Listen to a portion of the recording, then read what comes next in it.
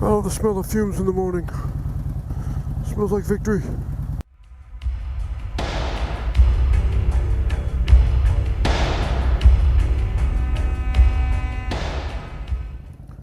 Good morning, peoples. Out in the YouTube lands. That's right, this is Mike Haley 7 coming at you from this wunderbar day.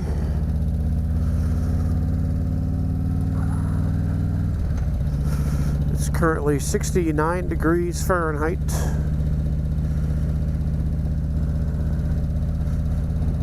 And it's, I believe, the 17th or the 18th of September. 18th, I think. Anyway, I'm on my way to work again. And I had a thought, and then I have another thought. So here's the first thought. What's with all the ethanol? I don't know if you guys have noticed that, but at my local Sheetz gas station, they've got like 3 different types of ethanol mixture, different percentages. And I don't really like having ethanol in my gas tank, but maybe that's because I'm stupid. I don't know. What do you think? Is ethanol bad for these modern engines? It's a brand new engine, right? So is this engine made to go with some kind of ethanol? I don't think so. And I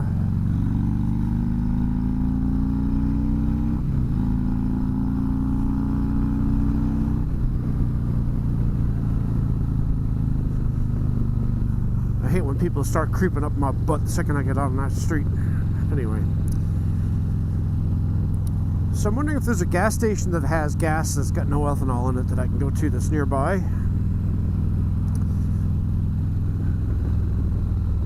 I don't remember anybody talking about this in the news or anything, about the increasing amount of ethanol options. And I hear a lot of bad things about ethanol in general. How it's hurting the environment to grow all this corn, to do all this. I don't even know. I just know that in my simplistic little lizard brain, I just know ethanol bad. I definitely know that in like weed whackers and lawnmowers and stuff, you gotta be careful, because if you don't put that stable stuff inside, you could have major problems. It eats up the plastics or whatever. So I put stable in there. I don't put stable in my gas tank on my bike because I don't really need to. I go through it, at least I think. Maybe I'm wrong. I'm sure got all kinds of people will tell me, you're gonna put that stable every single time you fill up, you fool. I don't know. I haven't had a problem yet.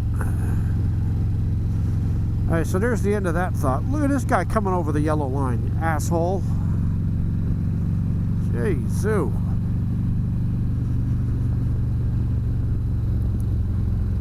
And then these assholes coming up the road now with all their mud. I had a pucker moment the other day on here. Jesus, look at this. So Jim Carrey gave a really strange interview recently where he said that he doesn't exist. And then they asked him about it because they thought he was crazy. And he does look a little bit crazy now. He's all gaunt and unhealthy looking. He looks bad. Bad, like sickly, not doing well. And I'm concerned that, we may not have Jim Carrey very long. Not that, I don't know him personally or anything, but he's a funny dude, or he can be funny, I think. He's over the top, that's for sure. But he's made me chuckle on occasion. Like when he did that most annoying noise in the world in Dumb and Dumber. That was totally ad-libbed. Most of his stuff is. So they asked him in another interview to elaborate on that, and he said that in acting, he plays a bunch of characters. And he started to realize that the characters he felt were playing him. And it kind of blurred the lines between who he is and who he isn't. And he realized that he isn't anything. He realized that Jim Carrey, as he calls him, like it's a separate thing, he says Jim Carrey doesn't exist. Jim Carrey is a series of energies that I was playing. And then he says, I don't exist at all. He's like, he doesn't exist. Everything is momentary and fragmentary, and nothing exists. And so it's very existential. But that brings up an interesting question about identity. I think who we are changes over time. I'm definitely not the same guy I was when I was 21, obviously, because you're different when you age and go through life. There is a core personality that's generally me. But if you think about it, it's kind of like branches on a tree. Some of the branches have leaves all the time, every year, and other branches have leaves sometimes, and then the branches die and they fall off. But some of the branches are kind of core to the tree. But it's just a branch. So what happens if you have like a brain damage thing and the branch gets modified in some way, and now you're an angry person, or now you like chess, or you hated chess before? You're a different person. Who we are is a delicate collection of neurons and chemicals. And you say, well, yeah, who we are is partly based on our memories. Well, yeah, our memories are held within our brains, and memories are based on neurons. And so you change the neurons, you change the person. You change the chemistry, you change the person. I used to be a much angrier guy. I'm not angry anymore because I changed my neurochemistry. So are we simply a series of misperceptions?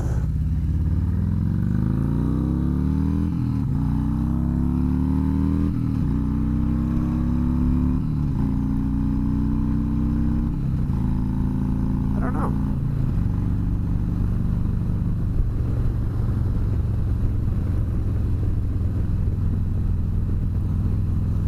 I would like to think that this collection of thought that I am,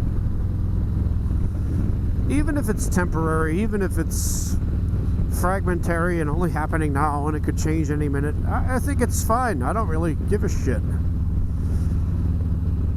I think people who don't change are the ones that are missing out on the awesome party that we have here. I mean, change is part of life. And if you're not changing, you're not living.